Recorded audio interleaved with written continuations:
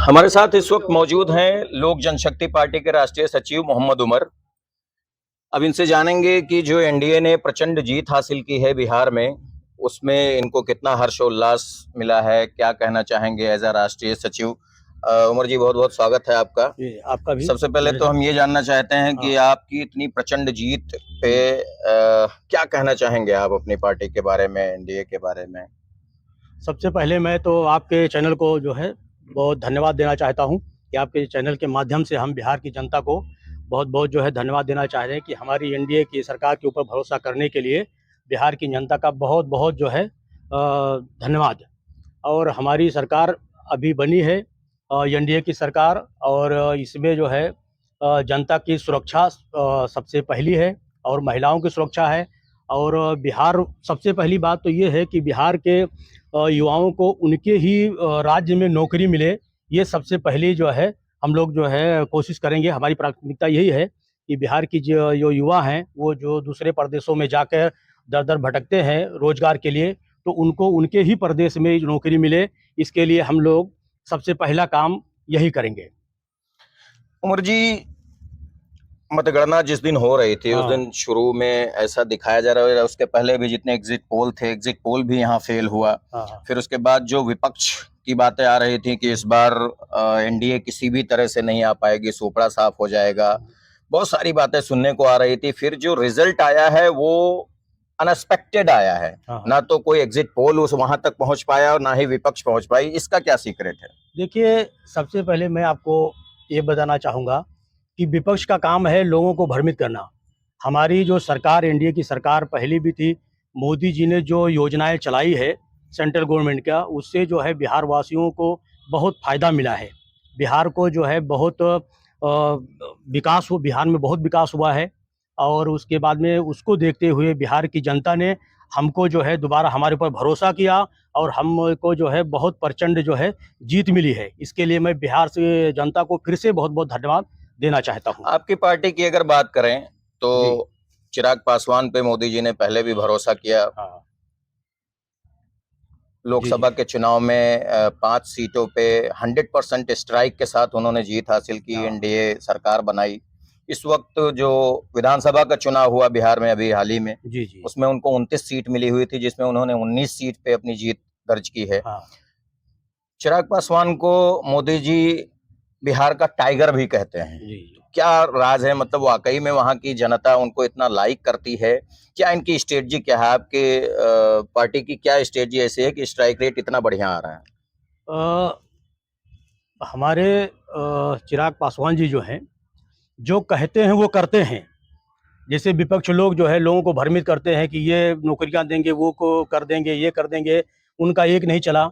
और बिहार के लोगों ने विकास के नाम पे जो वोट किया है, और उसमें जो है बिहार के लोगों को जो है हम जो है पूरी तरह से ये हम आश्वासन देते हैं कि अब की जो मुद्दा था बिहार में, मेन मुद्दा था रोजगार का।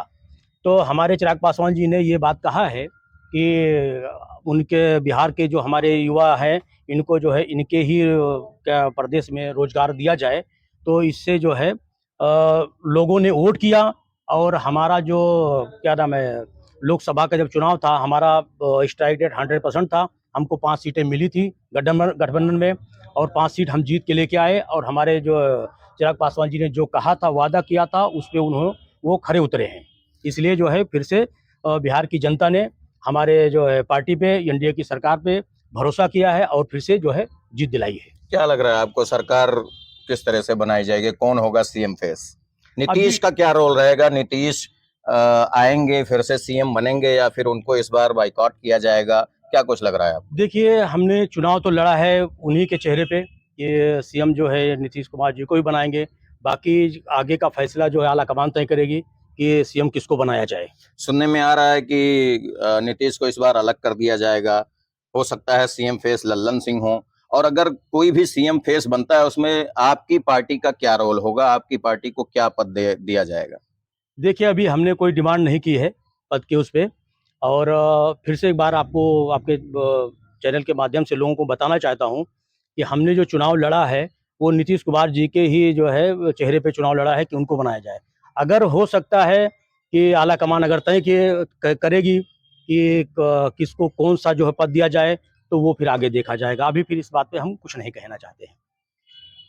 हमारे साथ विवेक जी भी बैठे हुए हैं, जी।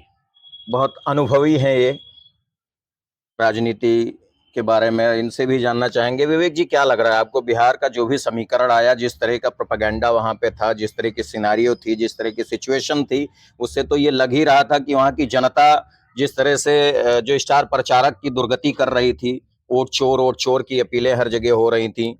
फिर इलेक्शन हुआ, इलेक्शन के बाद भी ये हुआ कि इस बार एनडीए बिल्कुल वहां नहीं आ पाएगी, जितनी बुरी कंडीशन थी। लेकिन प्रचंड रूप से आना, जहां किसी भी मीडिया का या फिर जितने भी एनालिसिस थे, ये सब लोगों का अपना अपना जो भी एग्जिट पोल था, सब फेल हुआ।